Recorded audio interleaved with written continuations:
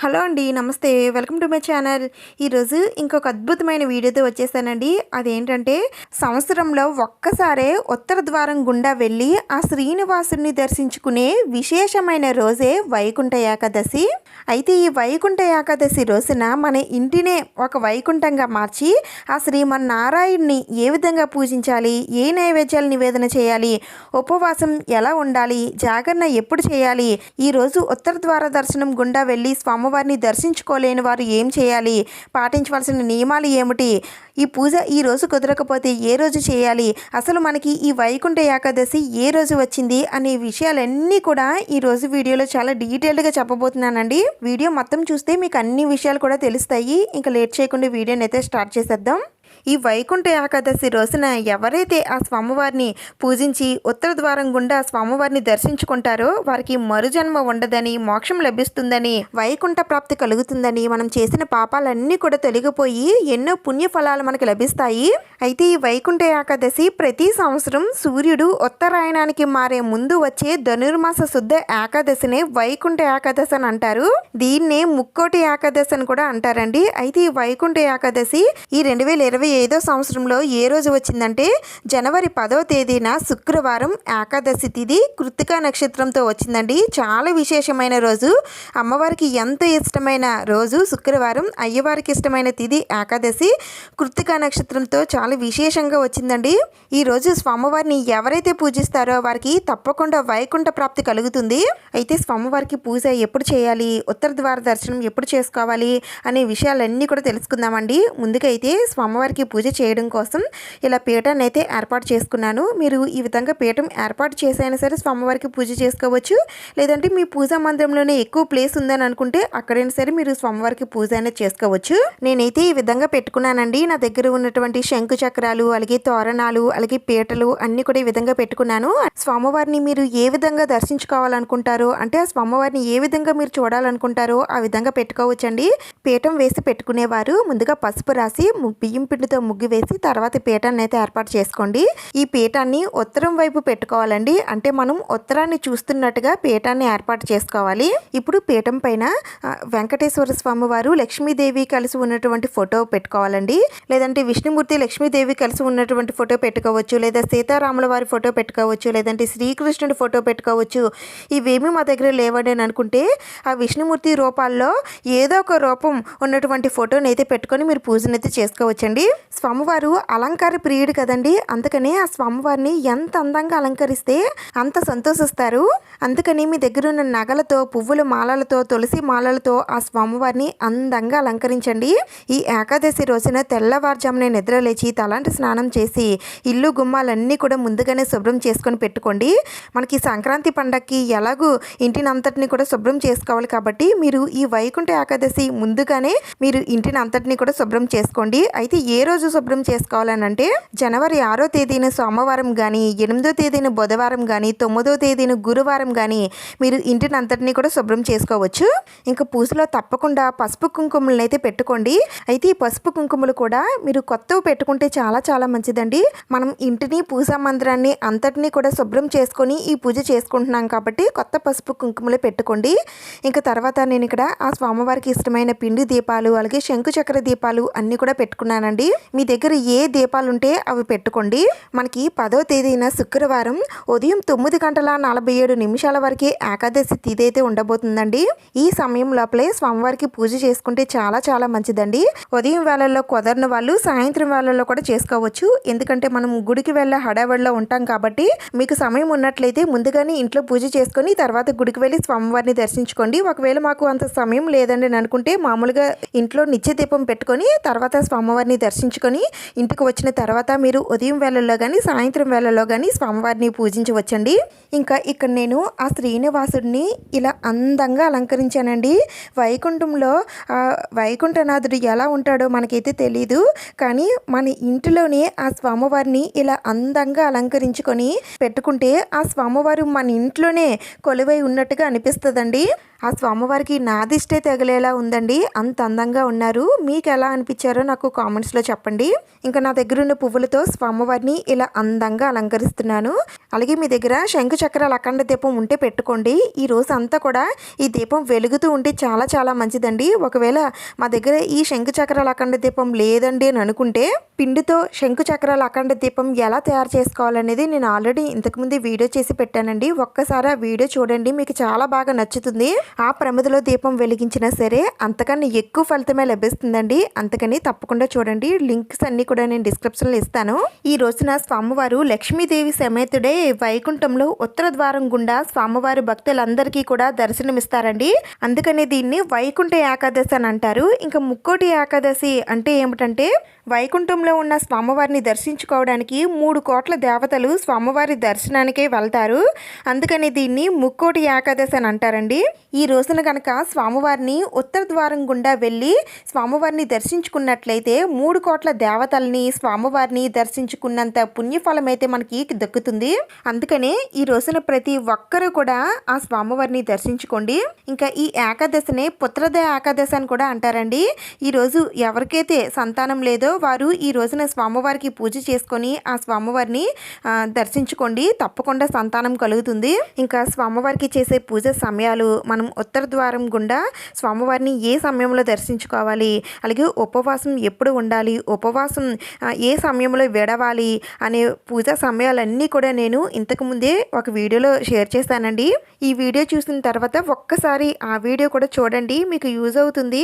సాయంత్రం పూజ చేసుకునేవారు సాయంత్రం 5:36 నుండి 7:45 వరకు స్వామివారికి పూజ అనేది చేసుకోవచ్చండి. ఇంకా ఉదయం పూజా సమయాలన్నీ కూడా నేను చెప్పిన ముందు వీడియోలో ఉంటాయి, ఒకసారి చూడండి.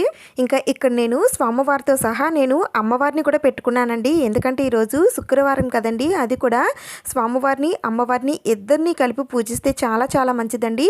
అలాగే నేను ఇక్కడ స్వామివారి పాదాలు కూడా పెట్టుకున్నాను. పూజలో స్వామివారి పాదాలు పెట్టుకొని పూజ చేసుకొని ఆ స్వామివారి పాదాలు పట్టుకుంటే చాలండి, సాక్షాత్తు ఆ స్వామివారి పాదాలు తాకుతున్నట్టుగానే నాకైతే అనిపిస్తుంది. అందుకని పూజలో మీ దగ్గర ఉన్నట్లయితే తప్పకుండా స్వామివారి పాదాలు కూడా పెట్టుకోండి. ఇంకా మీ దగ్గర స్వామివారి గోపురం అది ఉన్నట్లయితే అది కూడా పెట్టుకోండి, చాలా చాలా మంచిది. ఇంకా స్వామివారికి చెరో వైపున స్వాగత లక్ష్ములు కూడా పెట్టుకున్నానండి. స్వామివారికి సంబంధించిన ఏ వస్తువులు ఉన్నా సరే పూజలో పెట్టుకోండి. ఇంకా తర్వాత నేను ఇక్కడ తమలపాకుల పైన స్వామివారి మంత్రం అయితే రాస్తున్నానండి. ఓం శ్రీ వెంకటేశాయ నమః అని రాసి నేను పూజలో పెట్టుకుంటున్నానండి. మీరు స్వామివారి నామాలు ఏ నామాలైనా సరే రాసి పెట్టచ్చు. ఓం శ్రీ శ్రీనివాసాయ నమః, లేదంటే ఓం గోవిందాయ నమః, లేదా ఓం నారాయణాయ నమః, లేదా ఓం భగవతే వాసుదేవాయ నమః, ఇలా ఏ మంత్రాలైనా సరే ఇలా తమలపాకుల పైన చందనంతో కానీ కుంకుమతో కానీ రాసి ఆ స్వామివారికి సమర్పిస్తున్నట్టుగా భావించి పూజలో పెట్టుకోండి, చాలా చాలా మంచిది. వీటితో పాటుగా స్వామివారి నామం గోవింద నామం ఉంటుంది కదండి, ఆ నామం వేసుకొని సరే మీరు పూజలో పెట్టుకోవచ్చు. ఇంకా స్వామివారి పూజలో పిండి దీపాలతో దీపారాధన చేస్తే చాలా చాలా మంచిదండి. అయితే ఈ పిండి ప్రమిదలు నిత్య దీపాలతో పాటుగా ఒక పిండి ప్రమిద కానీ, లేదంటే 2 కానీ 3 కానీ 5 కానీ 7 కానీ 9 కానీ 11 కానీ ఇలా మీకు ఎన్ని వీలైతే అన్నీ చేసి పూజలో పెట్టుకోండి. ఇంకా దీపారాధన కోసం ఆవు నెయ్యి కానీ నువ్వుల నూనె కానీ వాడండి. ఇంకా ఒత్తులైతే స్వామివారికి పసుపు ఒత్తులతో దీపారాధన చేస్తే చాలా చాలా మంచిదండి. మీ దగ్గర పసుపు ఒత్తులు ఉంటే వేయండి, లేదంటే మామూలు తెలుపు ఒత్తులైనా సరే వాడచ్చు. ఇంకా అఖండ దీపంలో అయితే 7 ఒత్తులు ఒకటిగా చేసి వేయచ్చండి, లేదంటే 7 ఒత్తులు విడివిడిగా అయినా సరే వేసి మీరు దీపారాధన చేయవచ్చు. స్వామివారికి పసుపు రంగు అంటే ఇష్టం కాబట్టి అందుకని పీఠం పైన కూడా పసుపు రంగు వస్త్రాన్నే వేయాలండి. ఇంకా పూజలో పసుపు ఒత్తులు వాడడం, పసుపు పువ్వులతో స్వామివారిని పూజించడం లాంటివి చేస్తే స్వామివారు చాలా ఇష్టపడతారండి. మనం చేసిన పూజని స్వామివారు స్వీకరించి శీఘ్రంగా మనల్ని అనుగ్రహిస్తారు. ఇంకా ఏ ఇంట్లో అయితే మంచి సువాసన వస్తుందో అక్కడే స్వామివారు అమ్మవారు కొలువై ఉంటారండి. అందుకని మీరు పూజలో తప్పకుండా జవ్వాది పౌడర్ కానీ అత్తర్ కానీ లిక్విడ్ కానీ ఇలా మీ దగ్గర ఏది ఉంటే అది పూజలో తప్పకుండా వాడండి. అవేమీ లేవు అని అనుకుంటే కొంచెం కర్పూర బిళ్ళలు కానీ పచ్చ కర్పూరం కానీ పొడి చేసి పూజలో అక్కడక్కడ వేయండి. స్వామివారికి పచ్చ కర్పూరం అన్నా సరే చాలా ఇష్టం, అందుకనే ఆ విధంగా కొద్దిగా పౌడర్ చేసి స్వామివారి దగ్గర వేయండి. ఇంకా స్వామివారి పీఠం పైన కానీ లేదంటే పీఠం ముందరైనా సరే ఇలా శంకు చక్ర నామం ముగ్గులు అయితే తప్పనిసరిగా వేసుకోండి. అలాగే వైకుంఠ వాకిలి ముగ్గులు కూడా ఈరోజు పూజా మందిరంలో కానీ లేదంటే ద్వారబంధం దగ్గర కానీ వేసుకుంటే చాలా చాలా మంచిదండి. స్వామివారికి అలంకరణ అంటే చాలా ఇష్టం కాబట్టి నేను ఈ విధంగా స్వామివారిని ఏ రూపంలో చూడాలనుకున్నానో ఆ విధంగా స్వామివారిని అందంగా అలంకరించుకున్నానండి. నా దగ్గర ఉన్న వస్తువులన్నీ కూడా పూజలో పెట్టుకున్నాను. అయితే ఇవే మీరు పెట్టుకోవాలి, ఇలానే అలంకరించుకోవాలని అయితే ఏమీ లేదండి. మీ దగ్గర ఉన్న వస్తువులతో భక్తి శ్రద్ధలతో స్వామివారికి పూజ చేసుకుంటే చాలండి. మీరు స్వామివారిని ఏ రూపంలో చూడాలనుకుంటున్నారో ఆ రూపంలో స్వామివారిని అలంకరించుకోండి. ముందుగా ఏకహారతితో కానీ అగరబత్తితో కానీ దీపారాధన చేయాలండి. నేను ఇక్కడ స్వామివారి దగ్గర పెట్టుకున్న శంకుచక్ర దీపాలు అలాగే ఈ పిండి దీపాలు వెలిగిస్తున్నాను. అఖండ దీపం మిగిలిన పిండి దీపాలు అన్నీ కూడా తర్వాత స్వామివారికి పూజ చేసేటప్పుడు దీపారాధన చేయాలండి. ముందుగా ఆది దేవుడైనటువంటి వినాయకుడిని పూజించాలి. స్వామివారి పాదాలపైన కొద్దిగా పసుపు కుంకుమ అక్షింతలు పువ్వులు అన్నీ వేస్తూ ఆ స్వామివారి శ్లోకం శుక్లాంబరధరం విష్ణుం శశివర్ణం చతుర్భుజం ఇలా శ్లోకం కానీ లేదంటే వక్రతుండ మహాకాయ కోటి సూర్య సమప్రభ అనే శ్లోకం కానీ లేదా స్వామివారి అష్టోత్తరాలు కానీ లేదంటే ఎంతో శక్తివంతమైనటువంటి స్వామివారి 21 నామాలు కానీ లేదా ఓం గం గణపతియే నమః ఓం విఘ్నరాజాయే నమః ఇలా మంత్రాలతో అయిన స్వామివారిని చక్కగా పూజించండి. మీ దగ్గర గరిక ఉంటే గరికను కూడా సమర్పిస్తూ స్వామివారికి పూజనైతే చేసుకోండి. అలాగే స్వామివారికి వస్త్రాన్ని సమర్పించి అలాగే నైవేద్యం కూడా సమర్పించండి. స్వామివారికి పళ్ళు కానీ బెల్లం కానీ లేదంటే చేసిన నైవేద్యాలు ఏమైనా సరే పెట్టొచ్చండి. ప్రసాదం నివేదన చేసిన తర్వాత స్వామివారికి ధూపం చూపించి హారతినివ్వండి. తర్వాత కొద్దిగా అక్షింతలు స్వామివారి పాదాలపైన వేసి పూజలో ఎలాంటి విఘ్నాలు లేకుండా చూడు తండ్రి, మేము చేసిన ఏ పనైనా సరే విజయవంతం అయ్యేటట్టు చెయ్యు అని ఆ స్వామివారికి చెప్పుకోండి. ఇలా ఆ గణనాథుడిని పూజించిన తర్వాత శ్రీ లక్ష్మీ సమేతుడైన ఆ శ్రీనివాసుడిని పూజించాలి. ముందుగా అఖండ దీపం వెలిగించాలండి. తర్వాత మిగిలి ఉన్న పిండి ప్రమిదల్లో కూడా దీపారాధన చేయాలి. ఇలా దీపాలన్నీ కూడా వెలిగించుకున్న తర్వాత ముందుగా ఆ దీపానికి అంటే దీపం పరబ్రహ్మ స్వరూపం లక్ష్మీదేవి స్వరూపం లక్ష్మీదేవి స్థానం అని అంటారండి. అందుకని ఏ ఇంట్లో అయితే నిత్యం దీపం వెలుగుతుందో ఆ ఇంట్లో సుఖశాంతులు శుభాలు చేకూరుతాయి. అందుకని దీపం వెలిగించిన తర్వాత దీపం దగ్గర కొద్దిగా పసుపు కుంకుమ అక్షింతలు వేసి ఆ దీపానికి దండం పెట్టుకోండి. ఆ తర్వాత నేను ఇక్కడ పూనుగు తీసుకున్నానండి. ఇది పూనుగు పిల్లి నుంచి తీస్తారు. తిరుమలలో స్వామివారికి ఈ పూనుగునైతే రాస్తారండి. ఎందుకంటే స్వామివారిని పువ్వులతో నగలతో స్వామివారిని ఎంతో అందంగా అలంకరిస్తారు కదండి. ఆ స్వామివారిని చూడటానికి 2 కళ్ళు కూడా సరిపోవు, అంత అందంగా స్వామివారిని అయితే అలంకరిస్తారు. ఆ స్వామివారు నల్లని వాడైనా సరే చూడ చక్కని వాడండి. అందుకని అందరి చూపులు కూడా ఆ స్వామివారి మీదే పడతాయండి. ఆ చూపులు దిష్టిగా మారుతాయని ఉద్దేశంతో స్వామివారికి ఎలాంటి దిష్టి తగలకుండా ఉండేందుకే ఈ పూనుగునైతే స్వామివారికి రాస్తారు. మీరు స్వామివారికి అభిషేకం చేసుకున్నట్లయితే అభిషేకం చేసిన తర్వాత స్వామివారికి ఈ పూనుగునైతే రాయండి. స్వామివారి గడ్డం పైన అలాగే చెంపల పైన కిరీటం పైన గుండెల పైన రాస్తారండి. అలాగే అమ్మవారికి కూడా రాయాలి.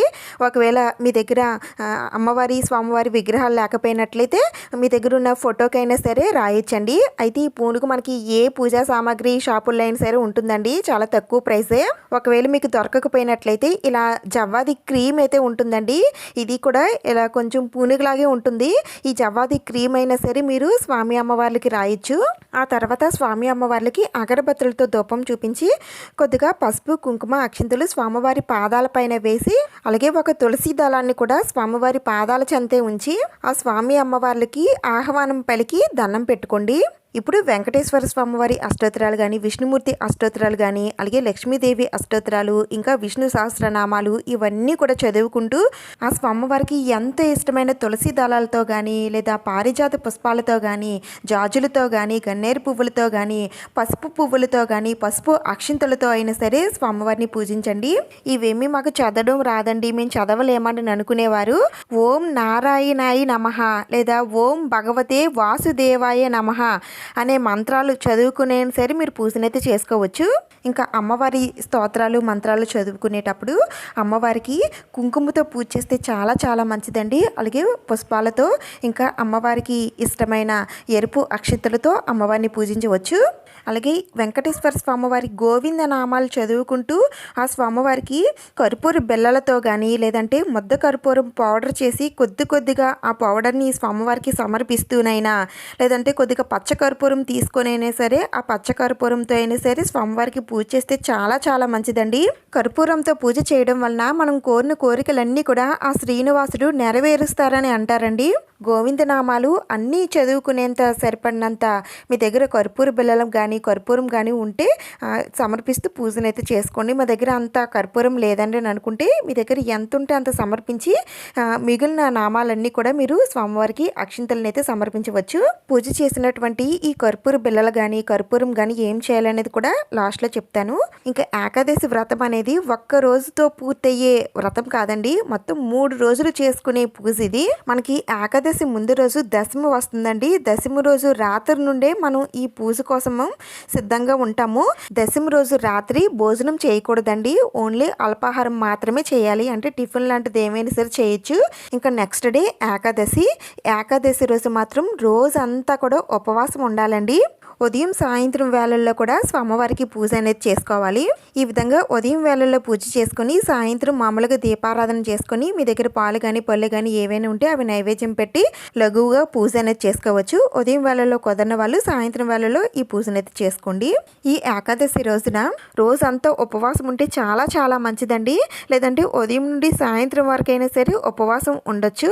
అయితే అంత కటిక ఉపవాసం అయితే ఉండనవసరం లేదండి. పాలు పళ్ళు ఇలా ఏమైనా సరే తీసుకొని ఉండొచ్చు.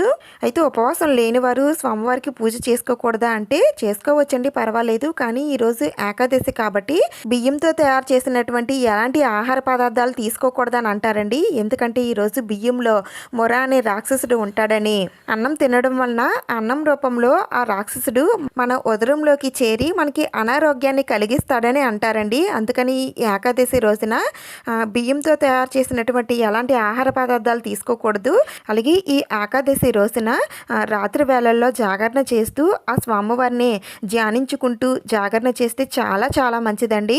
రాత్రంతా కూడా జాగరణ ఉండగలుగుతాము అని అనుకుంటే ఉండండి, లేదంటే రాత్రి 12 గంటల వరకైనా సరే ఉండండి. జాగరణ చేసినా చేయకపోయినా సరే స్వామివారికి పూజ అనేది చేసుకోవచ్చండి.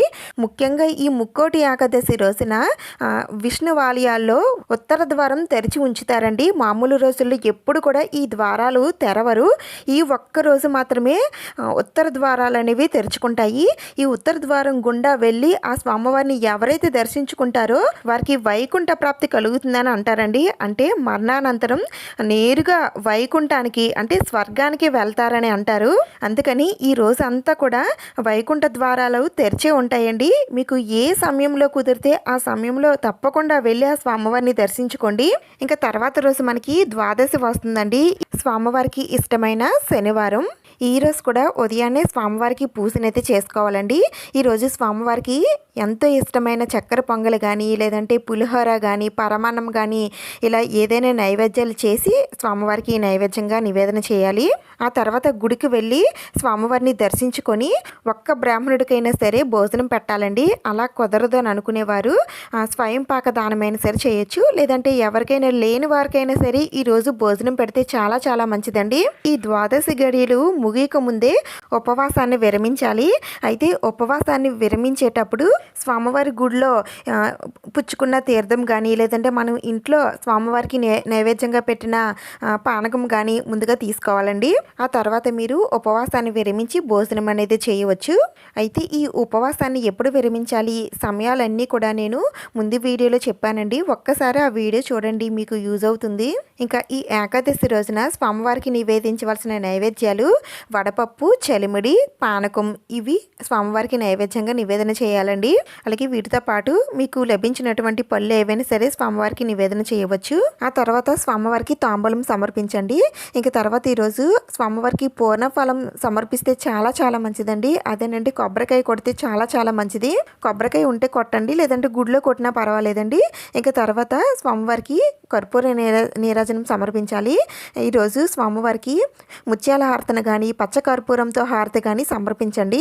కొద్దిగా చేతిలోకి అక్షింతలు పువ్వులు తీసుకొని ఆత్మ ప్రదక్షిణ చేసి ఆ అక్షింతలు స్వామివారి అమ్మవారి పాదాలపైన వేసి చేతులు జోడించి శిరస్సు వంచి మోకాళ్ళపైన ఆ స్వామి అమ్మవార్లకి దండం పెట్టుకోండి.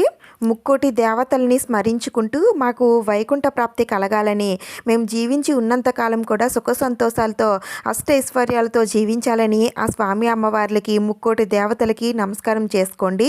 ఈ విధంగా ముక్కోటి ఏకాదశి రోజున స్వామివారిని దర్శించుకొని స్వామివారిని పూజించిన వారికి జన్మ జన్మల పాపాలన్నీ కూడా తొలగిపోయి పుణ్యలోకాలు ప్రాప్తిస్తాయి. అఖండ ఐశ్వర్యం సిద్ధిస్తుంది. ఈరోజు ఎట్టి పరిస్థితుల్లో నాన్ వెజ్ లాంటిది ఏమీ కూడా తినకూడదండి. అలాగే బియ్యానికి సంబంధించిన ఆహార పదార్థాలు కూడా తినకూడదు. అలాగే బ్రహ్మచర్యం పాటించాలి. నేలపైన పడుకోవాలి. ఎవరితోని గొడవలు పడటం లాంటివి ఏమీ కూడా చేయకూడదండి. అసత్యం ఆడడం లాంటివి ఏమీ కూడా చేయకూడదు. మద్యపానం చేయకూడదు. ఎవరికైనా సాయం చేయగలిగే స్థాయిలో మీరు ఉన్నట్లయితే తప్పకుండా హెల్ప్ చేయండి. మీరు చేసిన ఆ చిన్న సాయం మీ కుటుంబాన్నే కాపాడుతుంది. ఇంకా పీఠం వేసి పూజ చేసిన వారు శుక్రవారం ఎట్టి పరిస్థితుల్లో పూజా పీఠాన్ని కదపకూడదండి. ఇంకా నెక్స్ట్ డే శనివారం ఉదయం సాయంత్రం వేళల్లో కూడా దీపారాధన చేసుకొని ఆదివారం ఉదయాన్ని పూజా పీఠాన్ని కదపండి. ఒకవేళ ఇన్ని రోజులు మేము ఉంచుకోలేమని అనుకునేవారు శనివారం సాయంత్రం చీకటి పడేలోపు మీరు పీఠాన్ని అయితే కదిపేయచ్చు. ఈరోజు ఏదైనా పని వలన కానీ ఆరోగ్యం బాగోలేకపోవడం వలన కానీ స్వామివారిని ఉత్తర ద్వారం గుండా వెళ్ళి దర్శించుకోలేని వారు ఇంట్లోనే ఈ విధంగా స్వామివారికి పూజ చేసుకొని ఆ స్వామివారిని ఎంతో తృప్తిగా ఆ స్వామివారిని దర్శించుకొని జన్మధన్యం చేసుకోండి.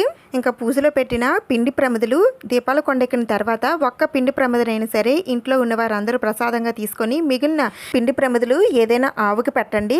ఆవులు మాకు దగ్గరలో లేవండి అని అనుకునేవారు అది కొంచెం గుండగా చేసి ఏదైనా పక్షులకి కానీ చెమ్మలకి కానీ వేసేయండి. అలా కూడా మాకు కుదరదని అనుకుంటే ఏదైనా చెట్ల మొదట్లో కానీ ఎవరు తక్కని ప్లేస్లో కానీ పెట్టేయండి. ఇంకా తమలపాకుల పైన రాసిన స్వామివారి నామాన్ని వాటర్లో కడిగేసి ఆ ఆకుల్ని ఏదైనా చెట్ల మొదట్లో పెట్టేయండి. లేదంటే పారే వాటర్లో అయినా సరే వదిలిపెట్టేయచ్చు. ఇంకా స్వామివారికి పెట్టిన నైవేద్యాలు వడపప్పు, పానకం, చలిమిడి ఇవన్నీ కూడా మీరు ఈ రోజున ఉపవాసంతో ఉంటారు కాబట్టి మీరు ఉపవాసం ఉండలేమని అనుకునేవారు స్వామివారి దగ్గర పెట్టిన నైవేద్యాలు తీసి మీరు తినొచ్చండి. ఏమీ పర్వాలేదు. ఇంకా స్వామివారికి పూజ చేసినటువంటి కర్పూర బిళ్ళలు ఉన్నాయి కదండి, అవన్నీ కూడా తీసి మీరు గుడికి వెళ్ళినప్పుడు అంటే విష్ణు ఆలయాలకి వెళ్ళినప్పుడు ఆ కర్పూర బిళ్ళల్ని అక్కడున్న ధ్వజస్తంభం దగ్గర వెలిగించేయండి. మాకు గుడి దగ్గర అంత వీలు పడదండి అనుకుంటే మీ ఇంట్లో ఉన్న తులసి కోట దగ్గరైనా సరే వెలిగించి వచ్చండి. వీటిల్లో కొన్ని కర్పూర బిళ్ళలు తీసుకొని ఒక పసుపు రంగు క్లాత్లో కట్టి ఆ క్లాత్ని బీరువాలో మీరు డబ్బులు దాచుకునే ప్లేస్లో ఉంచుకోండి. ఆ సువాసనకి లక్ష్మీదేవి ఆకర్షింపబడుతుందండి. మనకి డబ్బులు వృద్ధి చెందుతాయి. కొద్ది రోజులకి ఆ కర్పూరం హరించుకుపోతుంది. మళ్ళీ మీరు స్వామివారికి పూజ చేసుకొని ఆ కర్పూర బిళ్ళలు మళ్ళీ బీరువాలో పెట్టుకోవాలనుకుంటే పెట్టుకోవచ్చు. ఇంకా అమ్మవారికి పూజ చేసినటువంటి కుంకుమని రోజు ఇంట్లో ఉన్న వారందరూ కూడా నుదుటిన ధారణ చేసుకోండి. ఇంకా పూజలో పెట్టిన పసుపు కుంకుమలను అయితే మీ పూజా మందిరంలో పెట్టేసుకోండి. అలాగే స్వామి అమ్మవార్ల విగ్రహాలు కూడా మీరు పూజా మందిరంలో పెట్టేసుకోవచ్చు. ఈరోజు స్వామివారికి పూజ చెయ్యలేని వారు ఉత్తర ద్వారం గుండా వెళ్ళి స్వామివారిని దర్శించుకోలేని వారు తర్వాత మాసంలో వచ్చే శుక్లపక్ష ఏకాదశి రోజున స్వామివారికి పూజ చేసుకొని స్వామివారి గుడికి వెళ్ళి స్వామివారిని దర్శించుకోండి. అయితే మీకు ఉత్తర ద్వారాలు అయితే తెరిచి ఉండవండి. మామూలు ద్వారం గుండా వెళ్ళి స్వామివారిని దర్శించుకోవచ్చు. వైకుంఠం అంటే సంతోషం అండి. అందుకనే మన ఇంటినే ఒక వైకుంఠంగా మార్చి ఆ స్వామివారిని నిలుపుకొని పూజిస్తే అన్ని సంతోషాలు మన ఇంట్లో కూడా ఉంటాయని అర్థం. ముక్కోటి ఏకాదశి లేదా వైకుంఠ ఏకాదశి పూజ విశేషాలన్నీ కూడా చాలా వివరంగా చెప్పానని అనుకుంటున్నానండి. ఇంకా మీకు ఏమైనా డౌట్స్ ఉంటే నన్ను కామెంట్స్లో అడగచ్చండి. నేను తప్పకుండా రిప్లై ఇస్తాను. ఇంకా ఆ స్వామి అమ్మవార్లు మీకు ఎలా కనిపిస్తున్నారో నాకు కామెంట్స్లో చెప్పడం మాత్రం మర్చిపోకండి. ఈ వీడియో మీకు నచ్చింది, ఉపయోగపడింది అని అనుకుంటే ప్లీజ్ తప్పకుండా లైక్ చేయండి, షేర్ చేయండి, సబ్స్క్రైబ్ చేసుకోండి. ఇంకొక మంచి వీడియోతో మళ్ళీ కలుద్దాం. Thank you for watching.